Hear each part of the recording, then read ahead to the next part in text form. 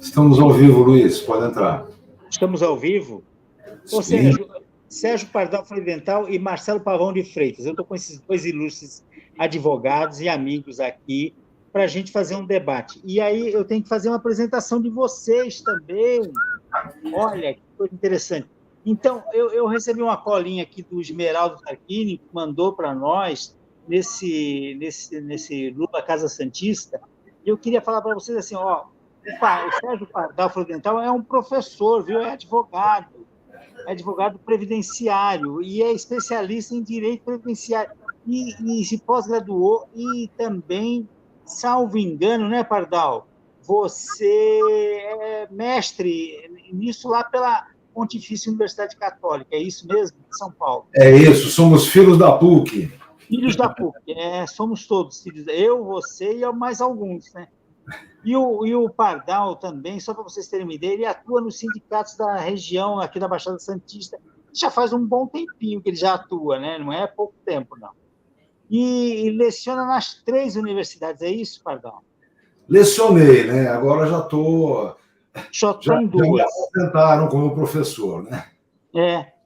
E aí ele também tem 2 livros já publicados, não é isso, em previdenciário? Sim. A Constituição Especial e a evolução da indenização por acidente do trabalho, que foi a dissertação de mestrado. Todos os 2 pela LTR. Os 2 pela LTR. Você sabe que quando eu fui para São Paulo, eu fui aluno da PUC, também fui estudar lá, e aí eu comecei a fazer revisão na LTR. Ganhava uma miséria desgraçada, mas eu comecei a fazer revisão na LTR. Eu queria apresentar agora a vocês também o Marcelo Pavão de Freitas, que é advogado e trabalhista, é uma grande figura. E o Marcelo foi presidente do Diretório Acadêmico Alexandre de Gusmão, isso em 87, 88, e é formado pela Unisantos e também se formou jornalista pela Unisantos. Como advogado, ele se formou lá em Direito em 90, e depois em 95, é isso, Marcelo? Isso. Depois você foi presidente da Associação dos Advogados Trabalhistas também de Santos, não é? Isso, também. Que bom. Também cargos na OAB, enfim, estou sempre querendo ajudar. Ai, que bom. Não, se eu tiver alguma coisa errada nesse mini currículo que mandaram eu colar, você, por favor, bata fortemente, não tenha medo. Imagina. Outra coisa que eu queria falar, meu nome é Luiz Soares de Lima, eu sou advogado também, sou procurador aqui do município de Santos, mas, na verdade, eu vim mediar essa conversa com vocês, então eu estou fazendo minha apresentação também, tá? Olha, o que eu queria era iniciar essa discussão nossa, que vai ser sobre as reformas trabalhistas, sobre as deformas trabalhistas, as deformações trabalhistas e previdenciárias, e eu queria chamar logo de plano, para ter uns 15, 20 minutos de conversa, o Sérgio Pardal Freudenthal, nosso querido Pardal, e ele vai começar a falar. E vocês me desculpem essa coisa da transmissão dessa live, eu estou no celular tentando resolver os problemas técnicos que vão surgindo, tá bom? Grande abraço a todos. Pardal, a palavra é contigo. Você tem 15 a 20 minutos, tá bom? Beleza, meu querido.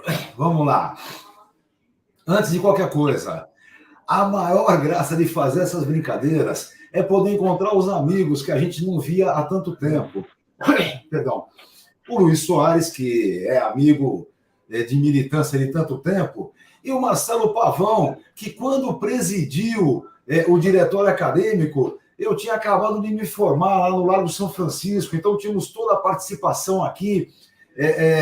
Foi um período de luta, um período do final da ditadura militar, o começo da redemocratização do Brasil. Então, nós nos conhecemos da luta. Mesma coisa, Esmeraldo, né, que é quem organizou a brincadeira toda. Esmeraldo Tarquini é um amigo de muito tempo. Eu estava contando ainda aqui que quem me apresentou a esse moço foi o pai dele. Já éramos amigos há muito tempo. Eu tô velhinho já, não tem jeito. Mas uma das coisas mais importantes, na verdade, que a política nos dá é exatamente os amigos, né? Aqueles que têm a coincidência de excelências morais, como diz Aristóteles. Bom, nós estamos falando na questão do direito social. Então, eu vou fazer uma apresentação geral, Vou falar rapidamente da questão previdenciária em si, que é a minha área, e aí o Marcelo Pavão vai entrar na questão trabalhista. Ele é que vai desenvolver a questão trabalhista em si. Eu vou só fazer a apresentação. Bom, o que acontece? Primeira coisa importante que nós temos que ter muito claro é que as últimas 3 décadas, um tal de neoliberalismo, uma tal de globalização, só afundou o direito social. Bateu de frente, bateu o tempo inteiro, na questão trabalhista, na questão previdenciária. Então, as coisas não ficam delimitadas simplesmente nessa lei 3.467 de 2017 ou na emenda constitucional 103 de 2019. Elas são importantes, elas estão no foco da luta imediata. Mas não nos basta isso. Nós vamos ter que discutir com muito mais profundidade o que aconteceu nesse processo de globalização. No campo trabalhista, a gente viu muito bem, não é? O que houve foi desde a terceirização, que era uma pequena brincadeira, depois a pejotização, depois veio essa grande palhaçada, que é a escravização disfarçada, ou meio disfarçada até, nem tão disfarçada assim. No campo previdenciário, as coisas vão mais ou menos no mesmo caminho. Por exemplo, em 95, equipararam os benefícios previdenciários e acidentários. Pouca gente reclamou. Todo mundo fala, é bacana, paga mais para todo mundo em qualquer ocasião. Não é assim. O que eles quiseram foi equiparar o acidente no trabalho a qualquer outro que exista. E eu gosto de ressaltar. O acidente do trabalho não é como qualquer outro, sabem por quê? Simplesmente porque no ato da sua ocorrência, a vítima criava riqueza para outro. Entenderam? É por isso que ele é diferente. E tem que ser diferente a vida inteira. Essa é uma luta que é já secular, é uma luta que vem desde o princípio da Revolução Industrial. Bom, retornando à discussão dos dias atuais. Nós temos, então, todo um desenvolvimento neoliberal, arrebentando com o direito do trabalho. E aí, o Marcelo vai bater isso melhor, mas lembrem sempre, a construção do direito do trabalho tem a ver com uma tal de civilização. Todo mundo entende que a luta entre capital e trabalho é desigual. E o direito do trabalho foi constituído para que se possa dar um pouco mais de igualdade nisso. Então, ele protege o chamado hipossuficiente. Essa é a brincadeira. Aquele que tem menos, aquele que vai disputar com o capital, tem que ter as garantias da sociedade. Bom, aí passa um monte de coisas, não é? Até essa... É um negócio incrível, né? Esse tal do contrato de trabalho intermitente, que o peão fica à disposição do patrão. O patrão, quando usar, paga. Se não usou, não paga. Ora, é mais barato do que escravo. Tá? É mais barato do que escravo. Escravo come, tem que ter lugar para dormir. Bom, então, isso é a estrutura que vem acontecendo. No campo da Previdência, vejam, a primeira grande emenda constitucional é de 98. O que ela muda? Olha, ela muda a função específica da Previdência Social. E aí é grave. Eu estou reclamando disso faz tempo. Como assim muda? A função da Previdência, eu diria que ela estava em 3. A primeira função é a garantia do segurado, não é? É o seguro social do trabalhador, tem que garantir o segurado do trabalhador. Em segundo lugar, é a redistribuição de renda. Veja, foi muito interessante, todo mundo comentava que o peão vinha do Nordeste, aposentava aqui e voltava para casa. Ia distribuir renda nas cidades todas desse interior do Nordeste.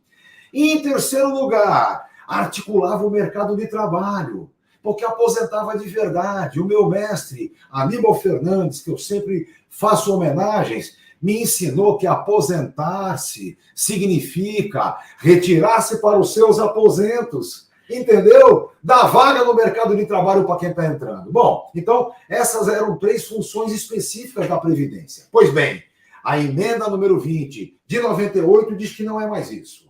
A função principal da Previdência é a garantia do seu equilíbrio financeiro e atuarial. Entenderam? O que importa é a contribuição que entra, sem que seja obrigado a um benefício que mantenha o trabalhador na sua própria condição. Não.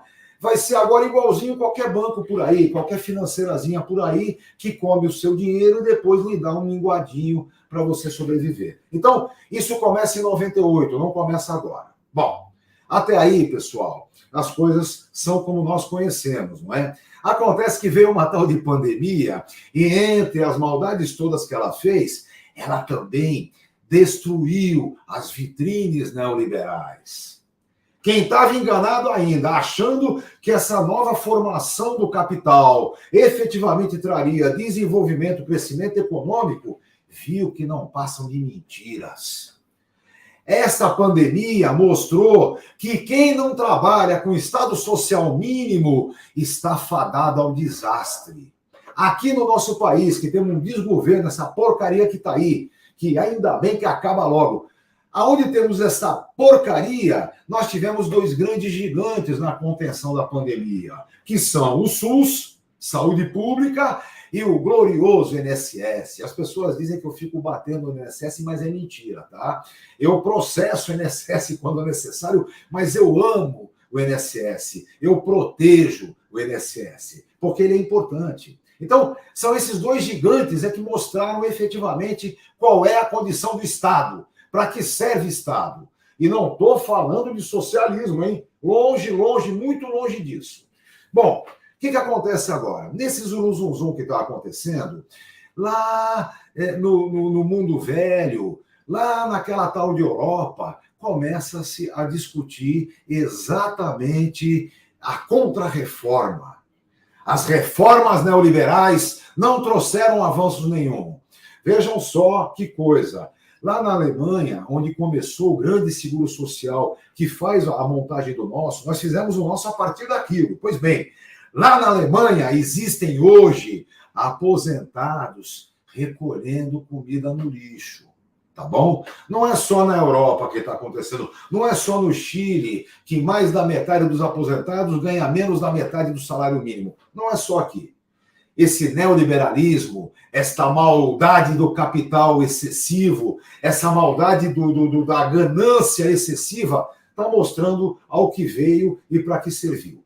Então, é preciso recompor um monte de coisas. Bom, é evidente que recompor seria muito bacana eu falar, ó, é o seguinte, isso não vale mais e acabou.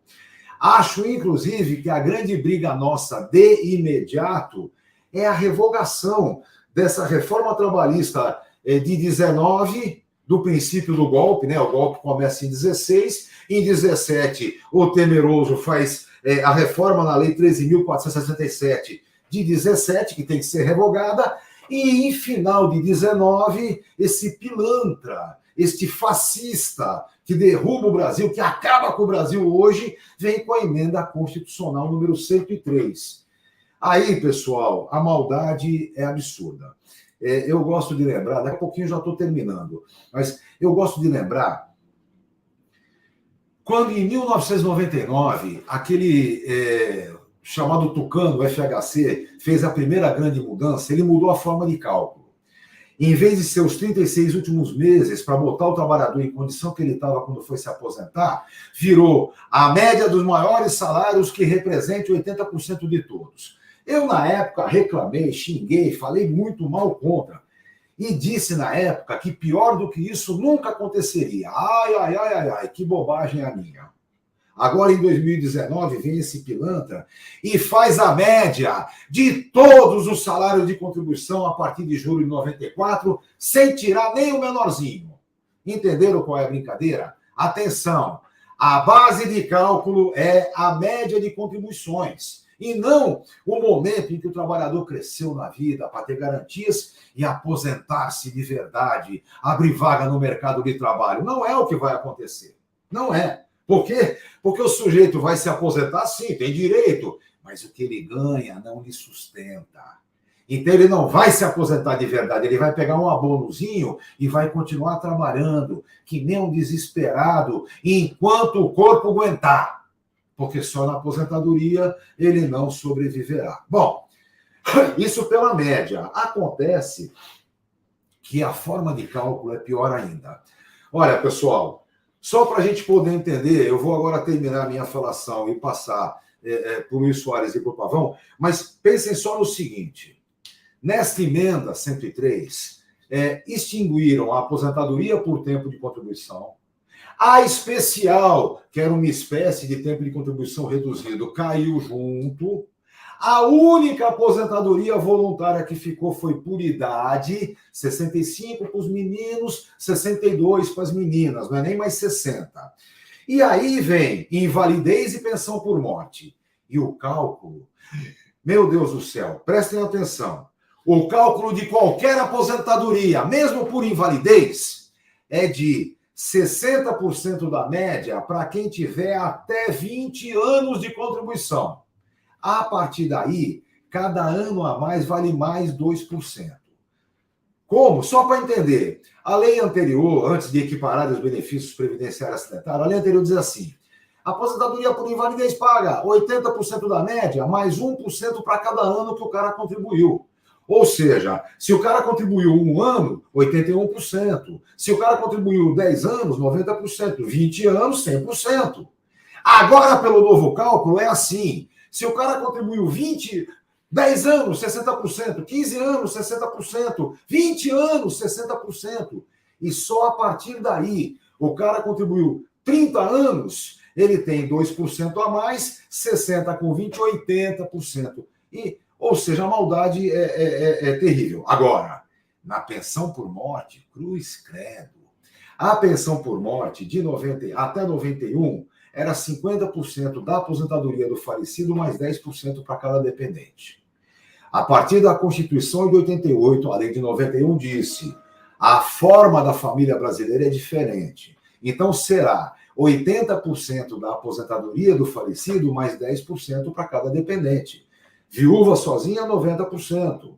E não 60% como era antes. E foi assim até 95, quando passou a ser 100% em qualquer hipótese. Um grande erro. Agora, esses loucos, esses pilantras, voltam à forma de cálculo anterior a 91. Então, a viúva sozinha agora ganha 60% da aposentadoria do falecido. Só para terminar, pessoal, se o sujeito, quando morreu, não era aposentado, a base de cálculo seria a aposentadoria por invalidez que ele ganharia se, ao invés de morrer, ficasse inválido.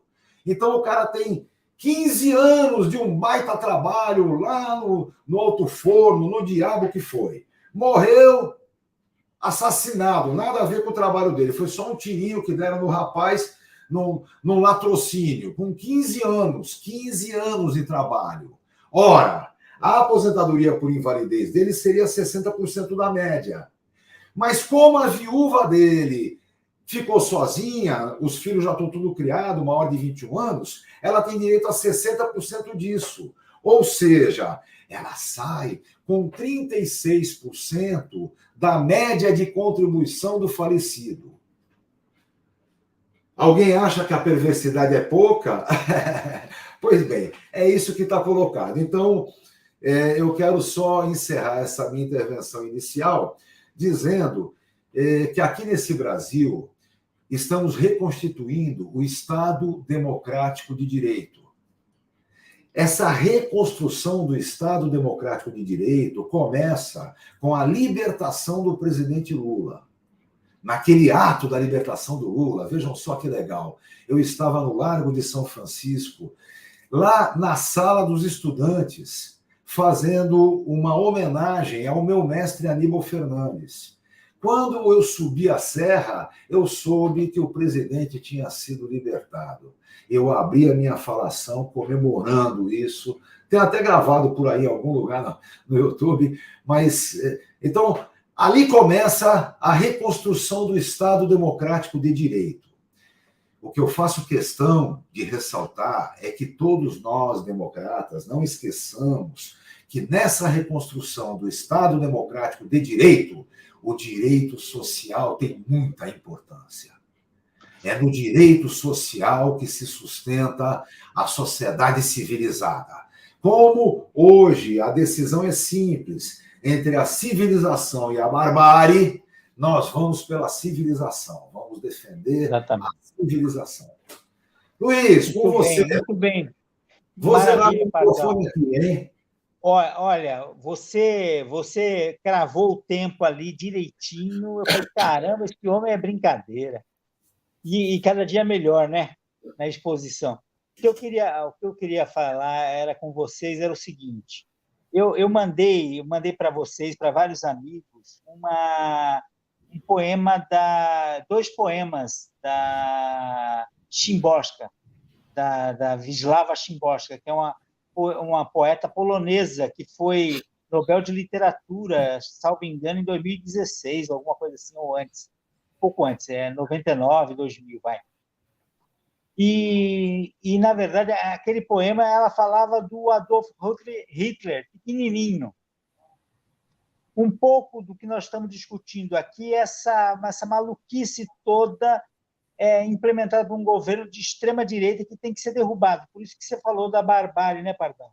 Só para deixar claro bem isso e demarcado o porquê que nós estamos contra essa barbárie e por que nós lutamos contra isso e por que somos, na verdade, aquelas pessoas que querem que isso seja removido, esse entulho autoritário, porque é isso que a gente está vivenciando hoje.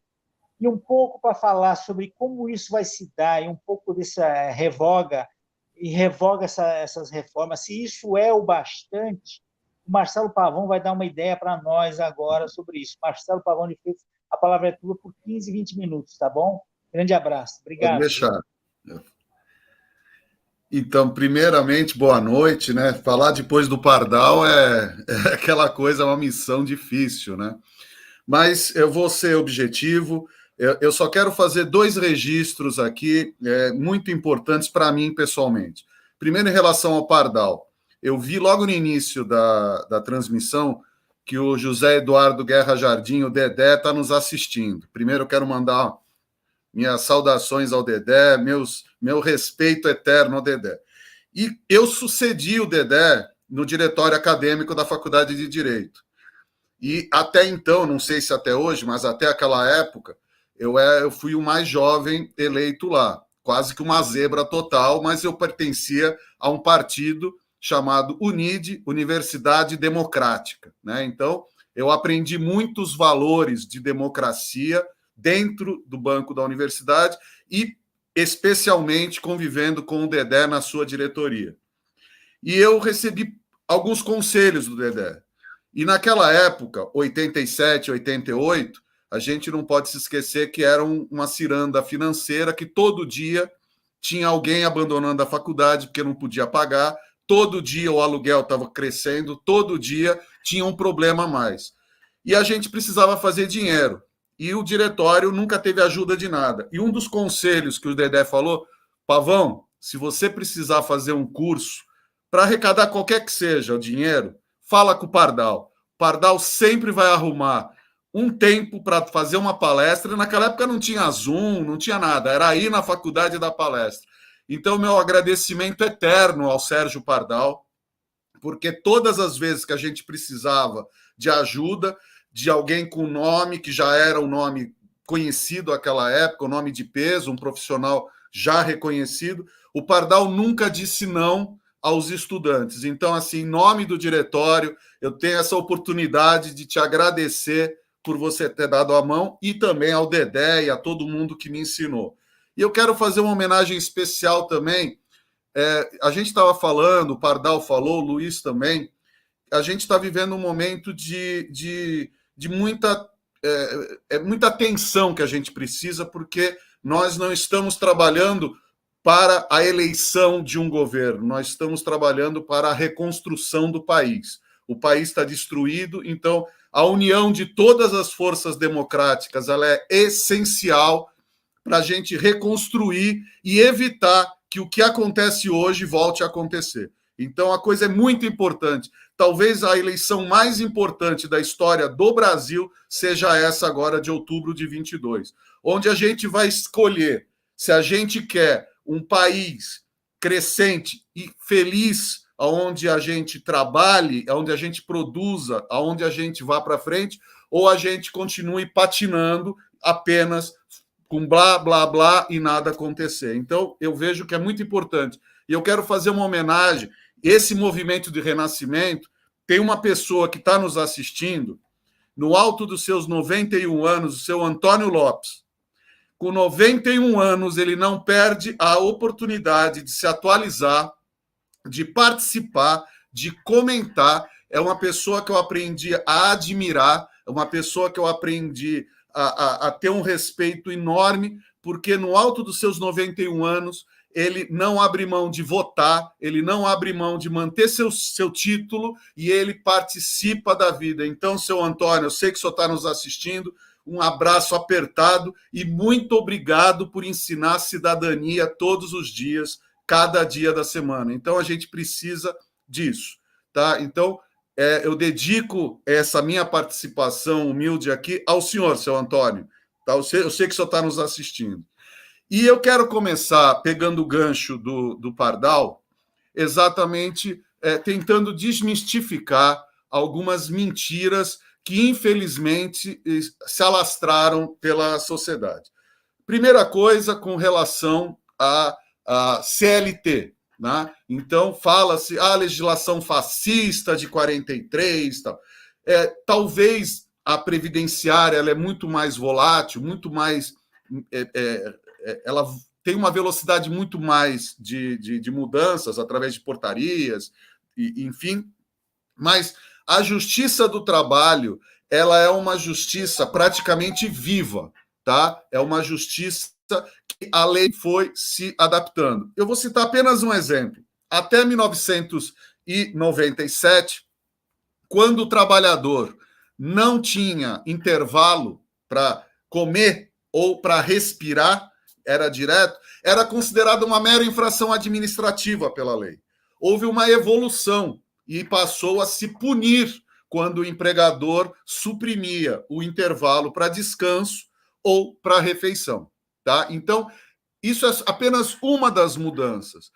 Por exemplo, hoje mesmo eu estava acompanhando o noticiário e eu vi que nos Estados Unidos, aquilo que todo mundo quer copiar, nos Estados Unidos, a grávida não tem licença maternidade e ela não recebe salário depois que ela tem o filho. Tá? Então, vejam, nós temos uma legislação que abrange muito mais do que o dito país mais importante do mundo. E a gente precisa preservar, como o Pardal falou, olha eu chamando o Pardal de pavão, né? O Pardal, como o Pardal falou, a gente tem o SUS, a gente tem o INSS, a gente tem joias da coroa que a gente precisa proteger. E se tem alguma coisa que o governo Bolsonaro fez para a gente de produtivo, é mostrar quão frágeis são as instituições pelo ocupante do momento da cadeira de presidente. O Bolsonaro deixou claro que destruir direitos, destruir história, destruir conquistas, basta uma canetada. E isso a gente precisa avançar. E aí eu começo a falar da reforma trabalhista. Eu chamo desde o início de deforma trabalhista, porque não veio para ajudar absolutamente ninguém, nem empresário, nem empregado. Mas houve uma mentira muito grande. O governo Temer vendeu a reforma trabalhista como uma modernização das leis. E aí aquilo que o Pardal falou, trouxe todas as ilegalidades possíveis para dentro da lei. Então, o que era casadinha, que é o patrão forçar o empregado a aceitar um acordo que ele não está muito mais, ou ele aceita ou não recebe nada. Foi legalizado, então agora tem o acordo extrajudicial, que é homologado por um juiz, que você abre mão de algumas coisas.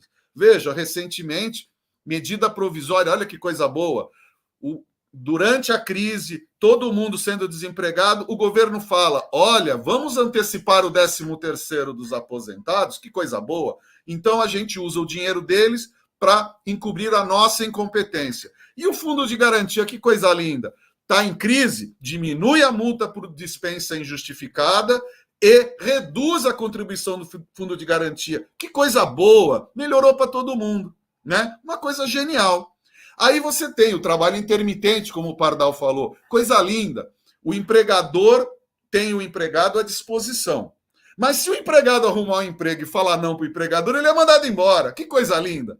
É uma coisa maravilhosa, né? Aí você faz uma coisa linda, você traz para o Brasil a ideia de que todo mundo tem que ser um empreendedor. Que coisa maravilhosa. Todo mundo tem que ser patrão. Então, você cria o quê? Você cria a possibilidade, olha que coisa linda que a reforma trabalhista trouxe. Você traz a possibilidade do trabalhador ser contratado para um serviço, mas como empregador. Olha que coisa linda. Você recebe por nota fiscal, você não tem direito nenhum trabalhista, e se acabar o contrato, você vai embora. Receba ou não receba. E aí você tem, dentro dessa MEIsificação, né, que todo mundo virou CEO de MEI, você tem uma coisa extremamente linda, né? E aqui eu estou falando ironicamente, claro. A questão do trabalhador doméstico. Olha que coisa linda. A pessoa vai trabalhar. E eu não estou nem falando da escravização, né? Que a gente teve uma mulher com 72 anos de escravidão, a outra aqui de 50 anos de escravidão, mas ninguém viu, ninguém sabe. Tá tudo ali, tá tudo bem. Aí você tem a seguinte situação: o trabalhador doméstico chega para trabalhar na casa, né? E aí ele vira e fala assim, a patroa ou o patrão fala, me dá o seu RG, o seu CPF, porque aí eu vou te registrar da sua carteira.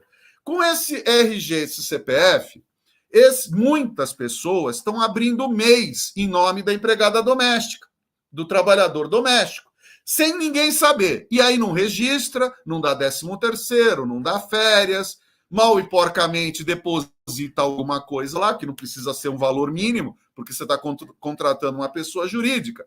E aí essa trabalhadora doméstica, um determinado dia, fala, chega, não aguento mais ser explorado ou explorada. Aí vai entrar na justiça. Chega lá, tem olha, você não tem nada a receber porque você é uma pessoa jurídica, você trabalhou recebendo por nota fiscal. Mas eu não sei nem que tem empresa, mas você emitiu uma nota fiscal. Foi enviado pelo seu e-mail. Então, assim, não há fiscalização alguma. E por que eu estou dando esses exemplos?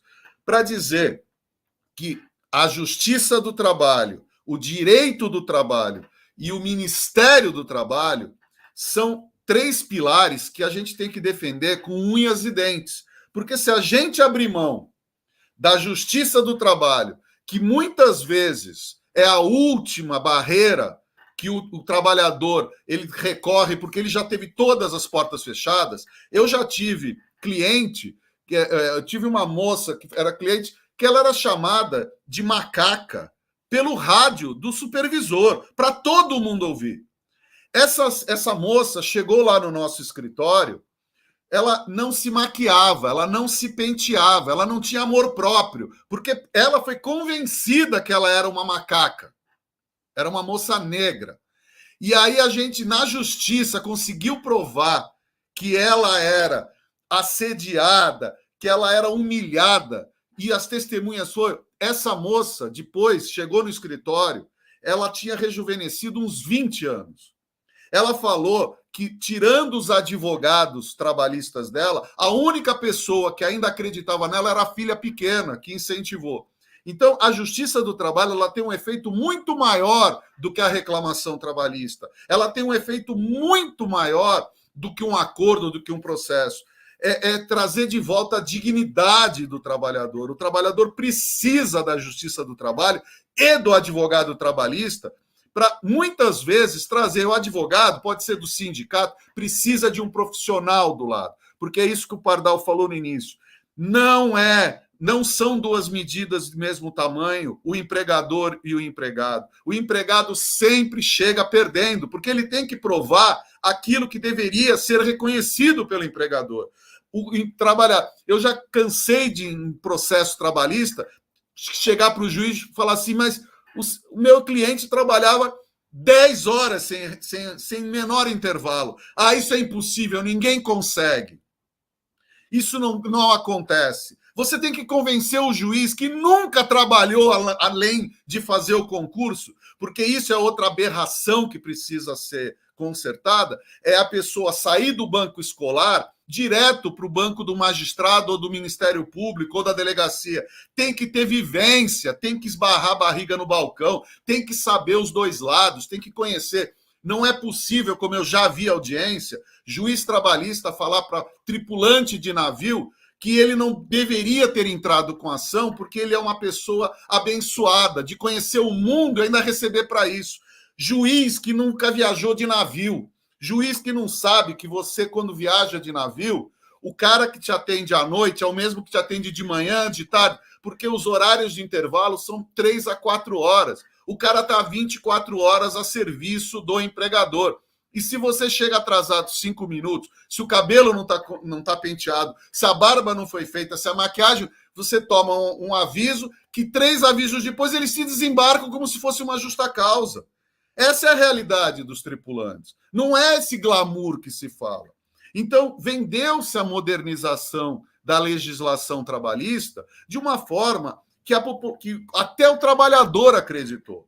A todo mundo. E o empregador entrou nessa. Então, vamos terceirizar.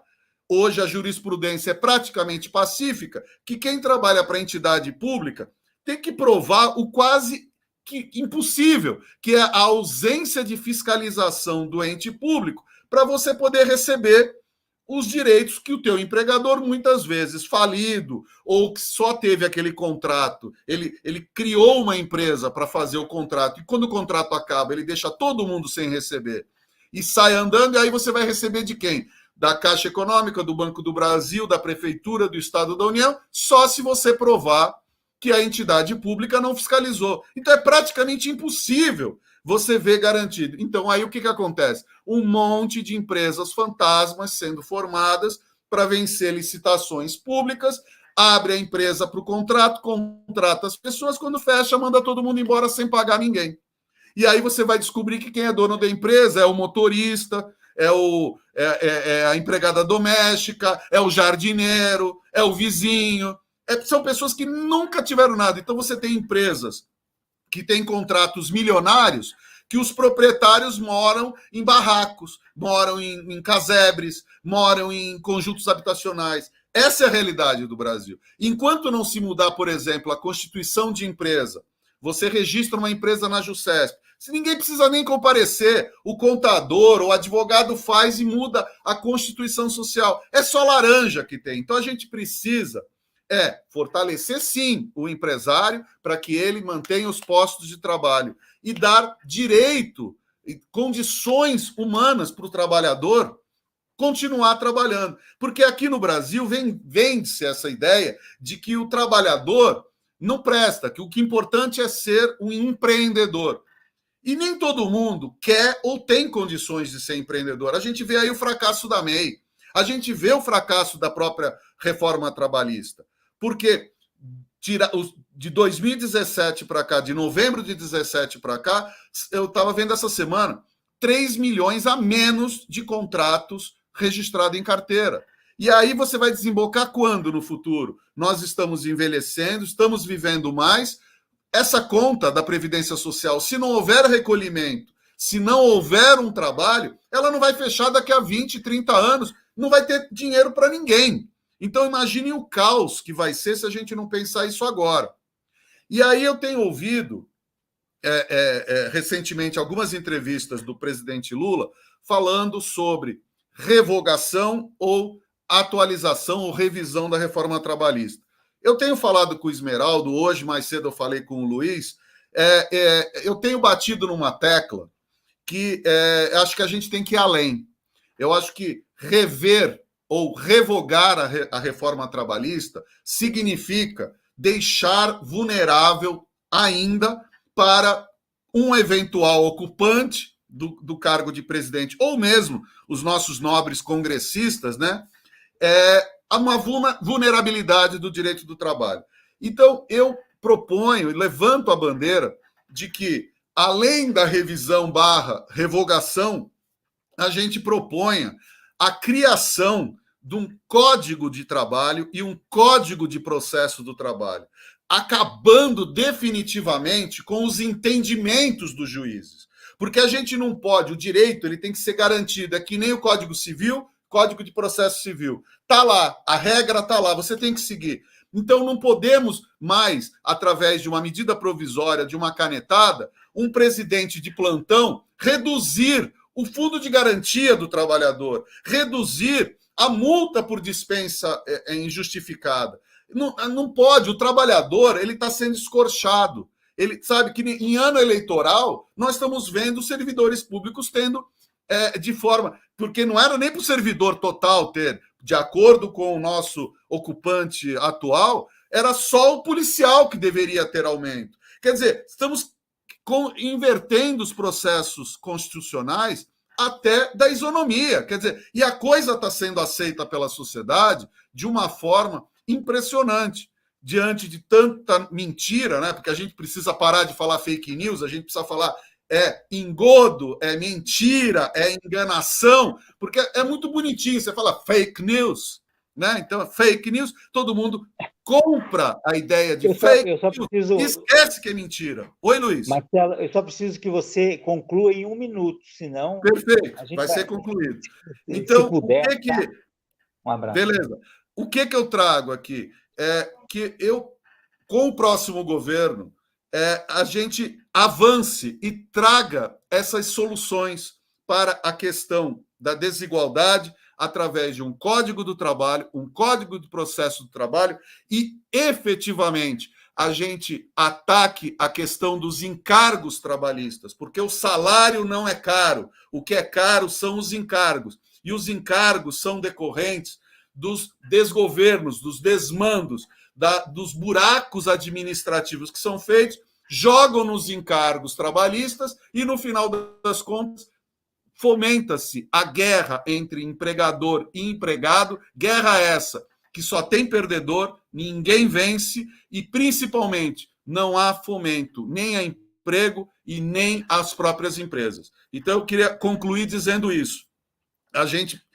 sim, a reforma trabalhista precisa ser revista, revogada, mas para a gente ter condições de olhar para o futuro de uma forma que não haja riscos aos direitos dos trabalhadores, eu proponho exatamente essa codificação das leis para trazer para a realidade tanto juízes quanto advogados e, principalmente, empregadores e empregados.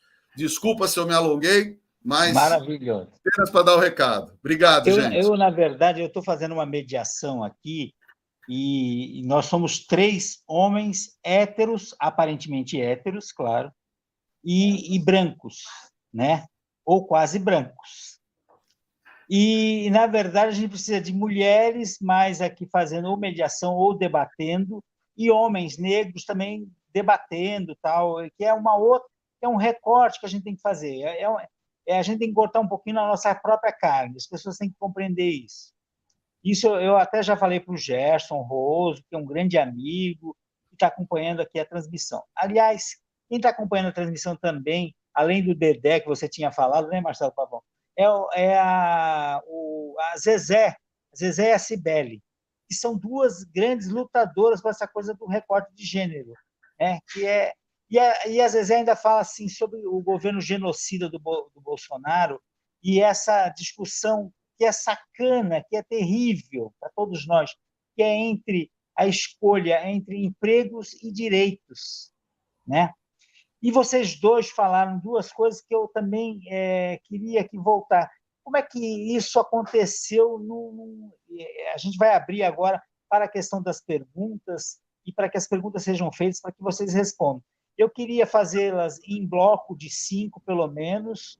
Eu ia começar com 2 perguntas com vocês, que é sobre a norma mais benéfica. Só rapidamente. Oi, claro. Isso, só fazer um rápido comentário na falação do Marcelo Pavão. Algumas coisas são importantes a gente ressaltar. Você começou, Marcelo, falando da frente ampla. Eu quero só ressaltar aqui, Juca Kfouri, esse grande jornalista, há um tempinho atrás, ele disse que nós temos que ter uma frente ampla. Ele disse mais ampla de doer. Então eu faço questão de ressaltar. É uma frente ampla, não só para a gente ganhar no primeiro turno e não ter qualquer tipo de risco, mas para a gente poder construir efetivamente um Congresso com classe, com condição específica. E aí o que entra? Primeiro, essa discussão entre empreendedorismo e o contaproprismo. Você conhece o contaproprismo? O cara faz por conta própria. Vai se virar por conta própria, meu filho.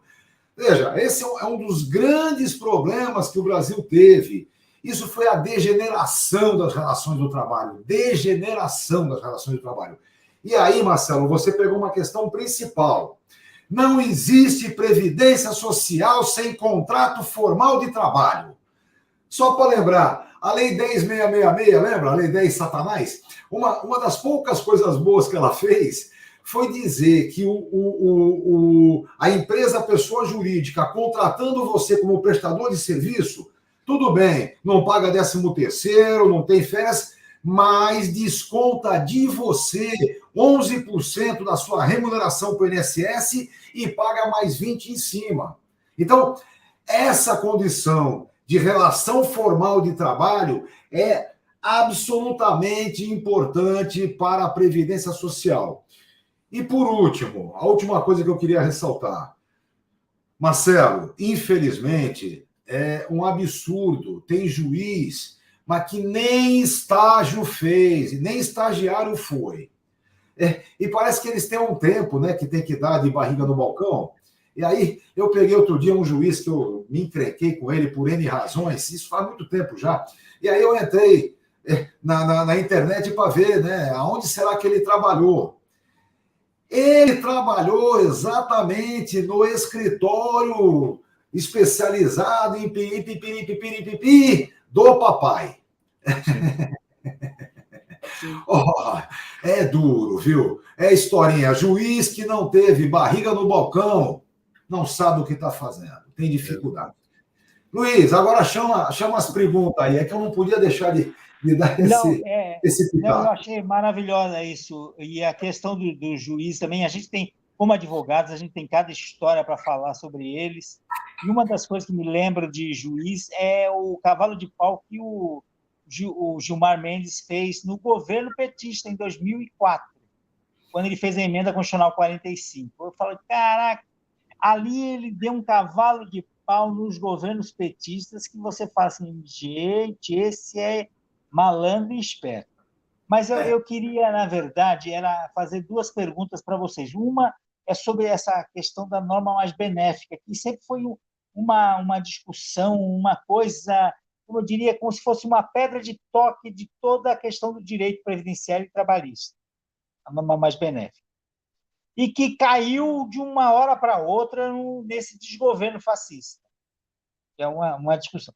E a outra questão é assim, como é que pode-se cair e como é que a gente tem que construir, na verdade, um sistema governamental de Câmara dos Deputados e de Senado muito mais forte, que esteja ao lado de quem efetivamente sofre neste país.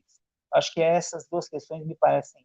Se vocês têm alguma ideia sobre isso, desculpe, vocês podem desenvolver essa questão, essas duas questões.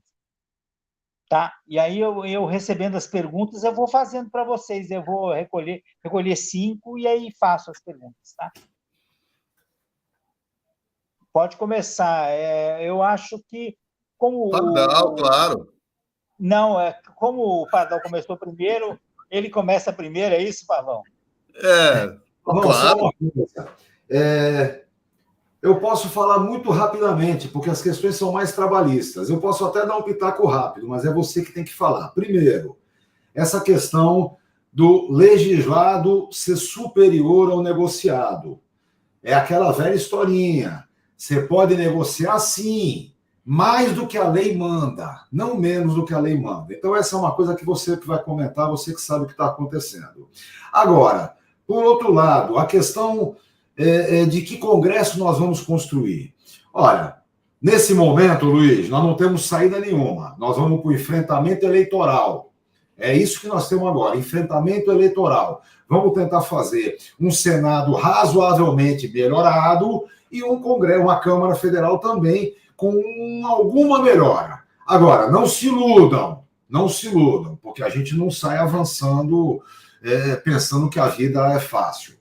Eu, pessoalmente, acho que a gente já tem uma dificuldade grande com as nossas duas casas legislativas, né? Eu acho que há uma confusão muito grande sobre isso, porque, do ponto de vista, por exemplo, populacional, a Câmara Federal não é representativa. Veja, se existe a casa que é o Senado, onde todos têm representação igual, então a Câmara Federal devia ter uma representação populacional mais condizente, né? É porque o máximo e o mínimo lá, vocês sabem bem o que acontece. Agora, de uma forma geral, nesse momento agora, e é isso que a gente veio fazer, Pavão, é cutucar bastante o programa do nosso candidato Lula, cutucar muito mesmo, mostrar as necessidades efetivas desse programa. Eu gosto sempre de me lembrar, quando o presidente Lula tinha 4 anos de mandato, houve uma reunião com as centrais sindicais, não sei se vocês lembram disso, mas o Lula reuniu com as centrais sindicais e disse: eu sou o presidente do Brasil, só posso atender a vocês quando vocês reivindicarem, entendeu? Façam as mobilizações. E aí o governo vê efetivamente como pode atender. Então, é isso que a gente vai ter que compreender bastante. Aquela velha história, né, Luiz? Quando nós tivemos governo, eu sempre disse, no dia que a Central Única dos Trabalhadores cedeu um economista seu, bacana, não tem problema, cedeu para o governo. Mas daquele dia em diante, ele não pode nem entrar na sede da Central Sindical, porque ele não é mais da Central, agora ele é governo. Se a gente não tiver capacidade de fazer isso nesse próximo governo, vamos ter muita dificuldade.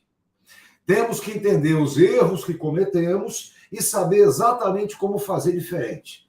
Nesse momento agora todo o apoio ao programa Lula, vamos temperar esse programa o melhor possível. A gente, no campo do direito social, dizendo sempre que a reconstituição do Estado Democrático de Direito em todo o mundo, não é só aqui, vai ter que dar valor ao direito social. E, a partir daí, é evidente que se a gente consegue eleger um Congresso bastante melhorado, as coisas vão ser um pouco mais fáceis. Mas, se forem difíceis, a gente faz também, não tenha dúvida. Pavão, Pavão, é com beleza. Ele, é contigo, vai. Eu pegando na carona do Pardal, eu acho, voltando a falar, né, eu concordo plenamente, eu penso que essa eleição que nós vamos ter agora em outubro é a mais importante da história do país, né, porque a gente vai precisar não apenas reconstruir, mas ser muito rápido e cirúrgico, não há tempo para erros, porque nesse mundo que a gente vive, nós temos que ser muito convincentes e com uma produção jamais vista. Todas essas propostas, seja reforma tributária, reforma trabalhista, reforma fiscal, enfim, todas, reforma educacional, tudo que tiver, a equipe vai ter que estar muito alinhada, os assessores, primeiro, segundo, terceiro, quarto escalões vão ter que estar muito alinhados, porque a coisa tem que ser muito rápida. Qualquer erro vai ser motivo de deturpação. E aí, eu respondendo, Luiz, o teu questionamento da lei mais benéfica, tal, na área trabalhista, a resposta é um grande depende. Depende para quem você está legislando, se é para o empregador ou para o empregado. Quando, na verdade, fomenta-se essa guerra que é apenas para os dois continuarem brigando, porque o empresário quer ter segurança jurídica, ter tranquilidade para continuar com o seu negócio, e ele precisa do trabalhador.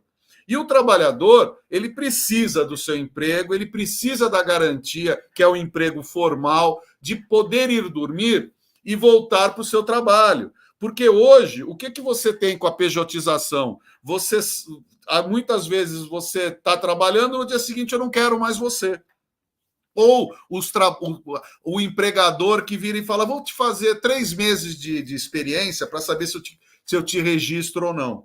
E aí, nesse meio tempo, as coisas não acontecem. Então, a gente precisa ser muito rápido para evitar esses entendimentos e a gente consertar e construir uma base sólida para o futuro. Eu não tenho dúvida que talvez seja o mandato mais importante, mais difícil, mais complexo da história republicana é o que vai se iniciar em 1º de janeiro do ano que vem. E que a gente não pode correr o risco, em hipótese nenhuma, de ficar como está. Porque a gente não apenas está retrocedendo no tempo em relação à legislação, nós estamos vendo a destruição do país, nós estamos vendo a destruição do futuro, nós estamos vendo algo que era inimaginável. É algo que ninguém... Se alguém 10 anos atrás falasse que estaria acontecendo isso hoje, pessoal, você está louco, você bebeu, você fez alguma coisa. A gente vive no multiverso da loucura. É isso que a gente vive. É um total falta de consciência do que a gente está vivendo. Então, eu acredito particularmente que para a gente mudar, todos têm que se empenhar nessa trajetória, nessa corrida, nesse objetivo. Cada voto que se conseguir, cada conversa que se tem sobre direito do trabalho previdenciário, ela é essencial. A gente precisa conversar com as pessoas, porque muita gente não entende. E eu vou dar um exemplo. A questão de pouco mais de uma semana, eu estava vendo uma entrevista de 2 representantes do sindicato das trabalhadoras domésticas, e que estavam, inclusive, resgatando pessoas em estado de escravidão.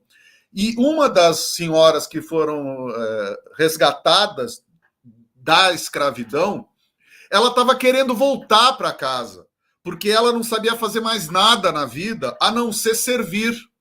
Então, o dano que está acontecendo na nossa sociedade, na nossa população, ele é muito maior do que a gente está entendendo. Porque no momento que uma trabalhadora que ficou quase 40 anos em sistema de escravidão, ela quer voltar porque ela não sabe fazer mais nada. E isso, sinceramente, eu comecei a chorar, porque eu falei, gente, você assistindo isso, é uma coisa que é do século XVIII, que não deveria ter existido no século XVIII, no século XXI.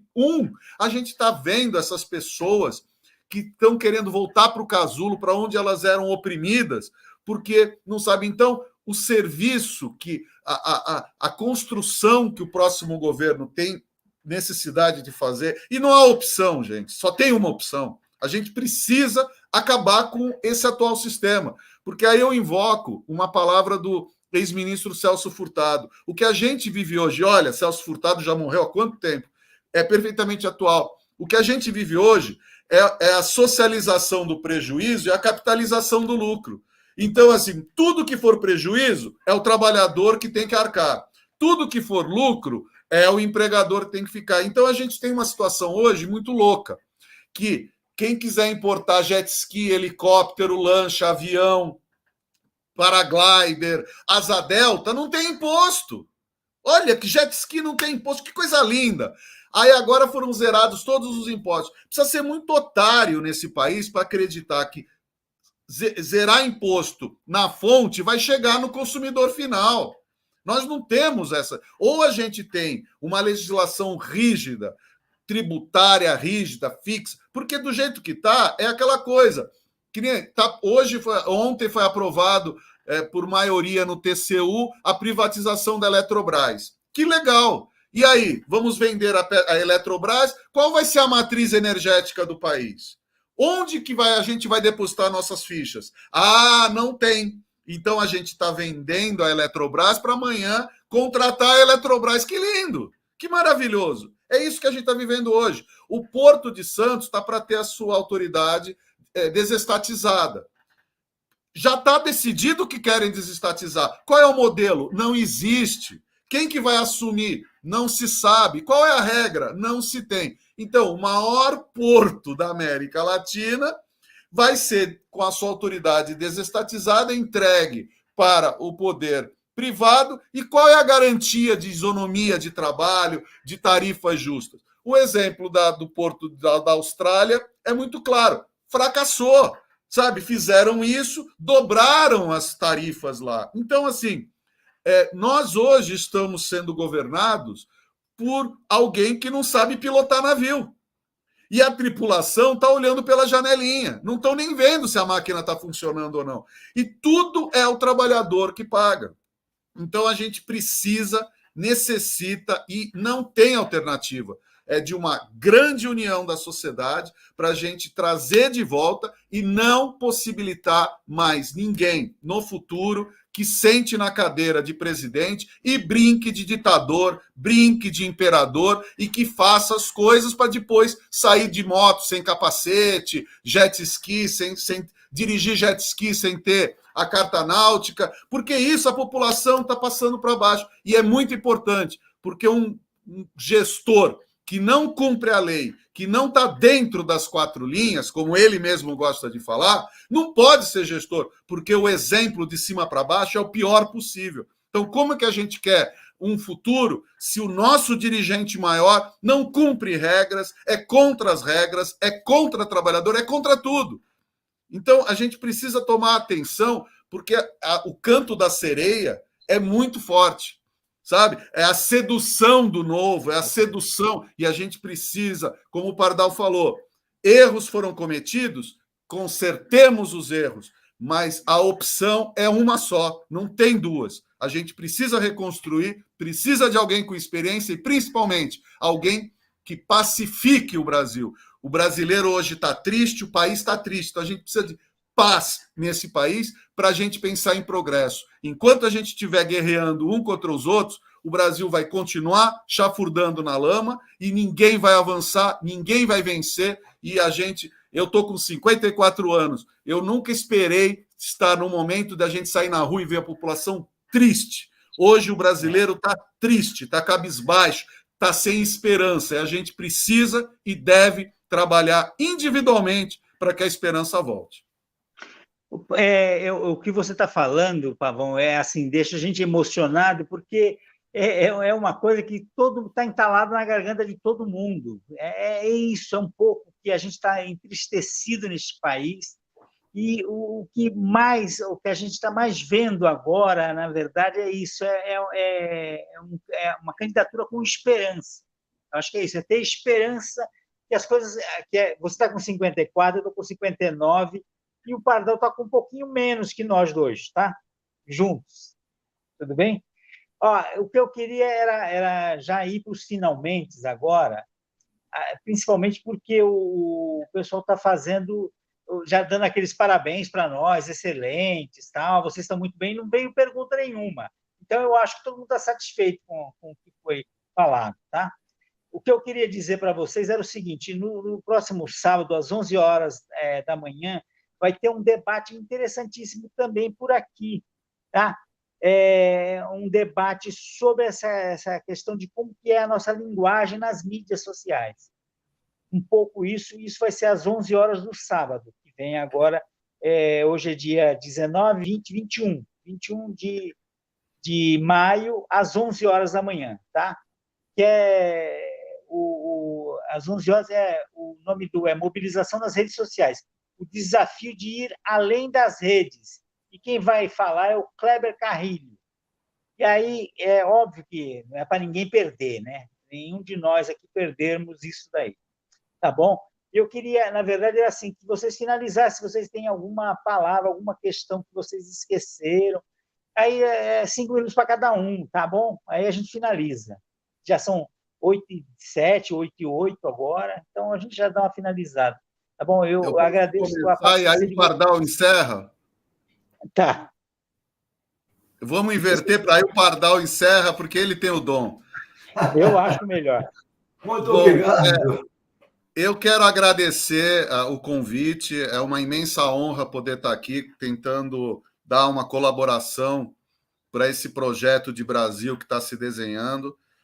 Contem comigo para o que for necessário, porque é uma bandeira de cidadania. Eu acho que a gente tem o dever, se a gente sabe um pouquinho mais do que a média, eu acho que a gente tem o dever de se apresentar para trabalhar por essa reconstrução da sociedade.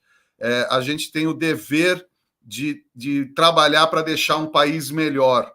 E a gente tem um dever, acima de todos, para impedir que coisas como estão acontecendo hoje voltem a acontecer. A gente falou agora de Congresso. Infelizmente, a minha opinião é que o Congresso reflete a posição do brasileiro. Por quê? Porque muita gente que se diz agente de bem fala assim, se for fulano ou beltrano, eu voto nulo em branco. O voto nulo em branco faz com que o pior vença. Então, a gente precisa participar, a gente precisa acabar com essa história de voto nulo e branco e votar. Votar em quem quiser, mas vote. A gente precisa, porque senão fica aquele papo, eu não votei, não tenho responsabilidade. Eu não votei nele, comigo você não está falando nada. E todo mundo está envolvido, porque o Brasil precisa e merece voltar a ser feliz.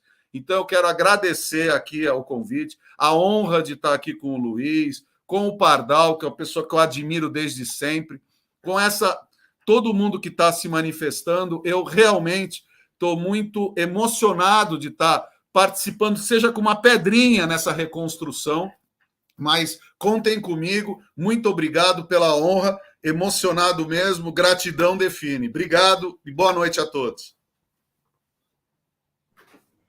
Bom, boa noite, Marcelo. Obrigado, viu? Agora é contigo, viu, Pardal? Você finaliza. Tá? Em primeiro lugar, emocionado estou eu. Pavão, você fazer esse agradecimento dos tempos do diretório acadêmico, isso me emociona muito, muito mesmo.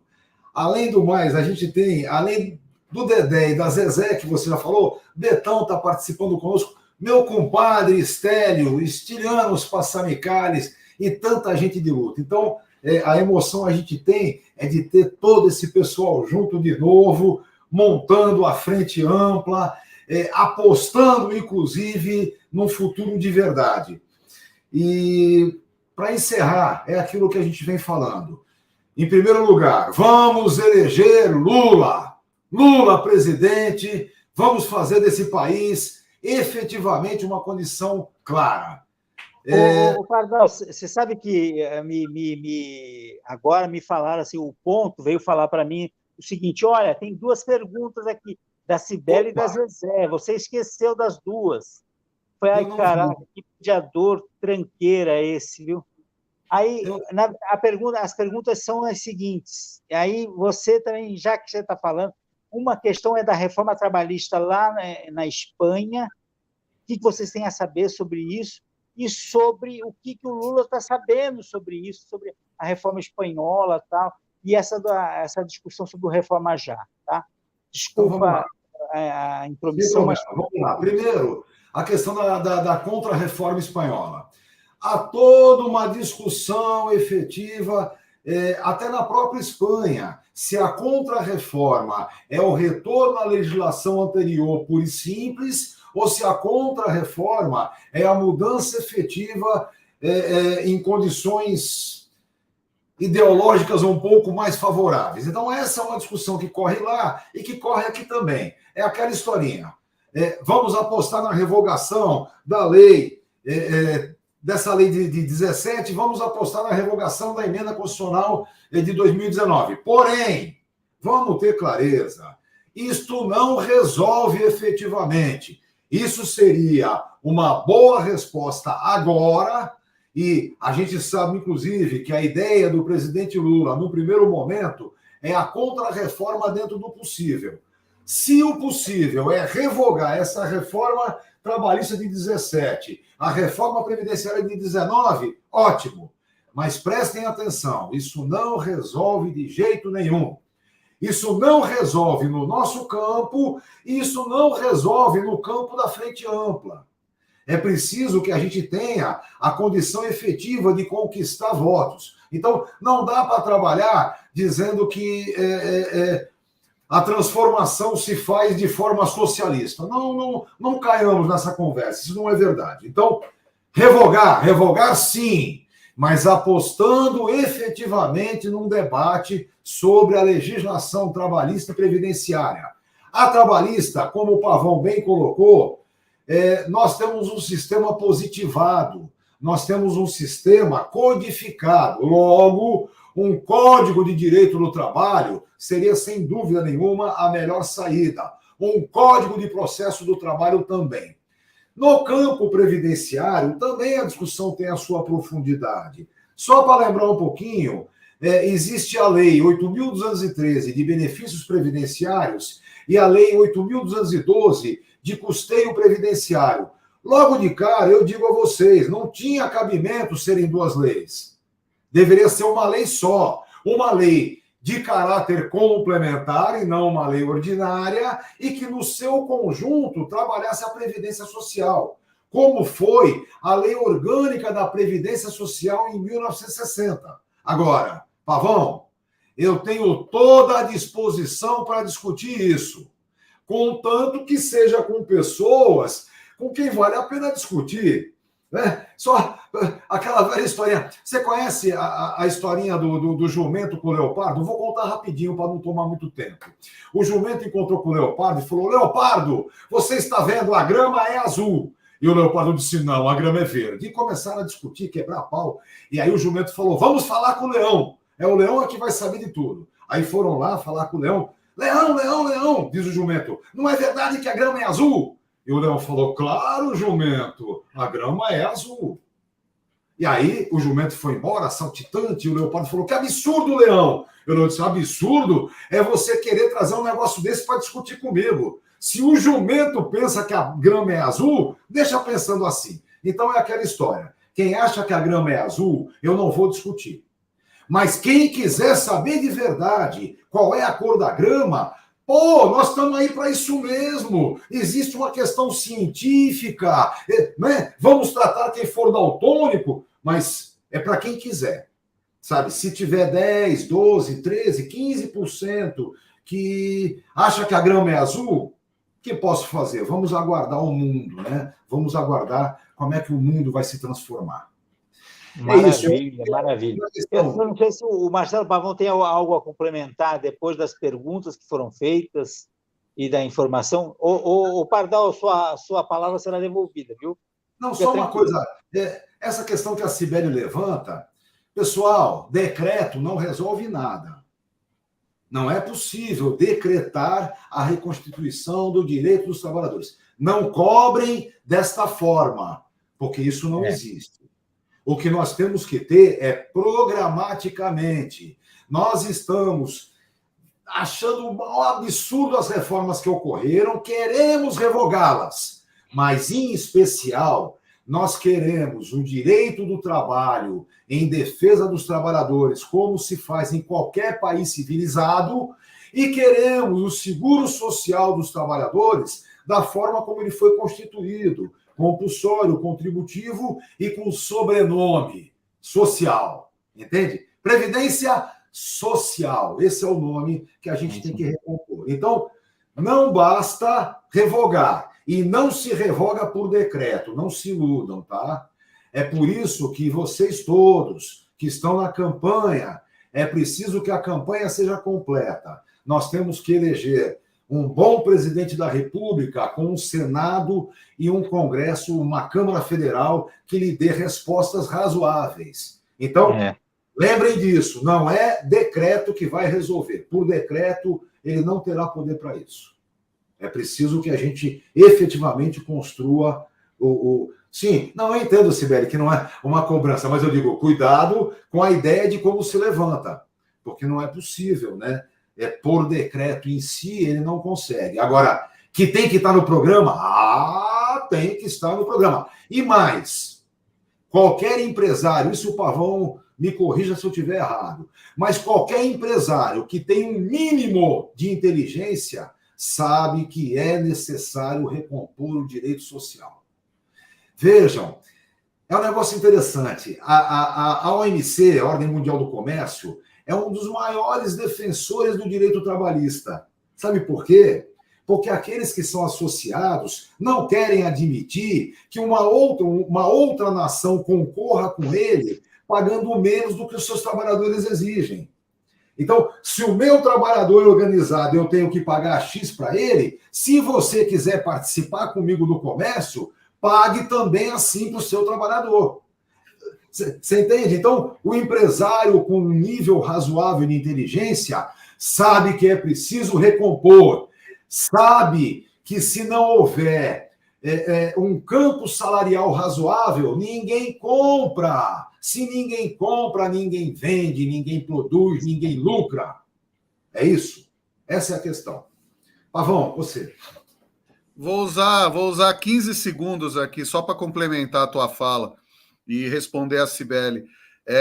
O direito trabalhista, o direito previdenciário, eles estão atrelados ao capital e ao emprego. E o capital e o emprego estão atrelados à questão tributária. Então, quando a gente fala de qualquer tipo de mudança na área previdenciária, no direito trabalhista, nos direitos sociais, há necessidade da gente pensar conjuntamente a questão tributária. Porque senão a gente fica como está hoje. Tudo que é problema é do trabalhador, tudo que é solução é do empregador. E aí não se chega, porque você tem, com a terceirização indiscriminada no Brasil, você tem situações esdrúxulas que essas OS estão fazendo, por exemplo, na área da saúde. Então você tem o gerente da OS ganhando 40, 50 mil por mês e os trabalhadores finais recebendo menos do que o piso, que é outro problema que a gente precisa atacar, que atualmente está todo mundo legislando contra o piso salarial, que são conquistas das categorias. Então a gente não pode abrir mão.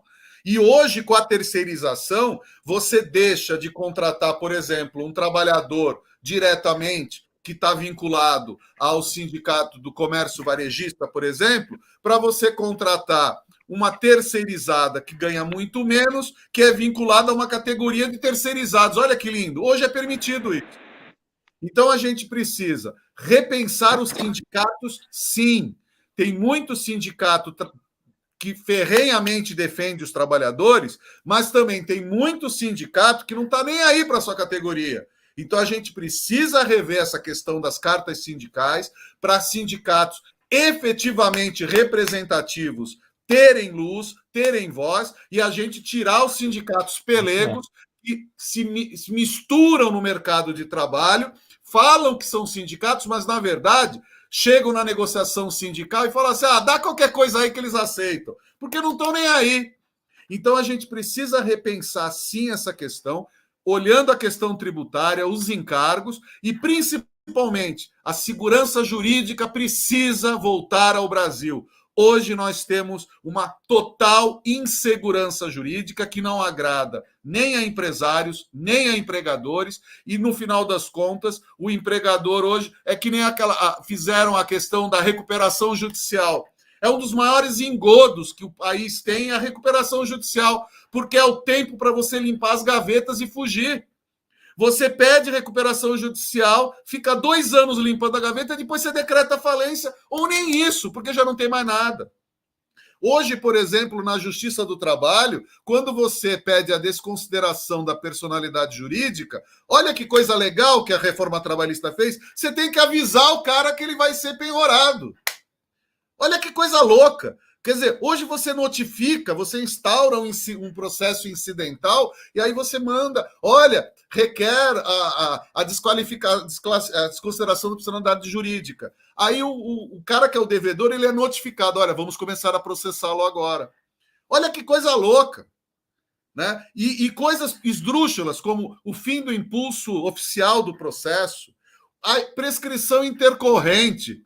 Quer dizer, onde já se viu, hoje você recebe assim, olha, indique meios de prosseguimento da execução sob as penas do artigo 11A. Ou seja, o advogado, ele agora virou detetive. O advogado tem que ficar descobrindo mirabolâncias e o juiz, aquele mesmo juiz que nem trabalhou no escritório do pai, ou nem fez isso, ficou estudando a vida toda e passou, o juiz fala assim, indefiro. Aí você tem que... Eu outro dia tive um processo, depois de 20 anos procurando bens, achei um imóvel. Aí o juiz falou, indefiro a penhora porque não tem valor econômico, valor comercial. Aí você tem que agravar para o tribunal. Né? E aí o tribunal manda, cumpra-se. Mas tem que apresentar o croquis. O juiz está advogando para outra parte. Sabe? Ou então, o cara que entra com embargos de terceiro contra uma penhora, todo ano ele gera um filho e entra com, olha, o menor impúber representado, não sei o quê, e o processo não termina nunca. Então, essas disfunções, essas distorções é que precisam ser atacadas energicamente e, como o Pardal falou, de uma forma robusta, não de uma forma precária, porque senão a gente corre o risco de fazer o mesmo erro do que está sendo feito hoje, de deixar de uma forma precária e daqui a pouco tempo vir um ocupante de plantão e desfazer tudo. O que eu acho que é muito importante e é imprescindível é que tudo essa reconstrução seja com bases sólidas, como o Pardal falou, e que sejam protegidas de aventureiros com a caneta na mão. Só isso que eu queria acrescentar. Só respondendo, a questão do serviço público também não é de hoje, tá bem? É bom lembrar, 30 anos de neoliberalismo bateu no serviço público, o serviço público em geral apanhou que nem cachorro sem dono, entendeu? Ninguém socorreu. Então, são problemas que a gente está tendo. Então, é o desmanche da previdência do servidor, que hoje já não tem mais diferença. Eu disse algum tempo atrás, inclusive, depois que os servidores todos estiverem equiparados à previdência comum, não vão sobrar previdências pequenas, porque são seguros, não é? Imagina, qual é o seguro que você põe no seu carro? O seguro que tem um universo enorme de segurados ou que tem meia dúzia? É um universo enorme. Quanto maior o universo de segurados, mais fácil é a garantia do seguro. Então, esse é um dos problemas que o serviço público vai enfrentar. Mas, para a gente encerrar, que agora já estamos chegando também em cima da hora, Luiz, só para lembrar, meu compadre lembrou aqui, quando a gente faz eventos desse jeito, e grandes festas e tudo mais, tinha 2 companheiros já falecidos que tinham uma saída final espetacular. O Cebola, que não sei nem se vocês chegaram a conhecer, esse morreu há muito tempo, foi vítima da ditadura militar, mas uma grande figura. Ele sempre terminava dizendo que a luta continua. E o Gato, que faleceu há alguns anos atrás, o nobre deputado Marcelo Gato, dizia até a vitória final. Então, a luta continua, pessoal, e é até a vitória final. Exatamente, não tem jeito. Grande abraço, obrigado por vocês, viu? Obrigado por tudo, e Lula presidente, tá bom? Grande abraço.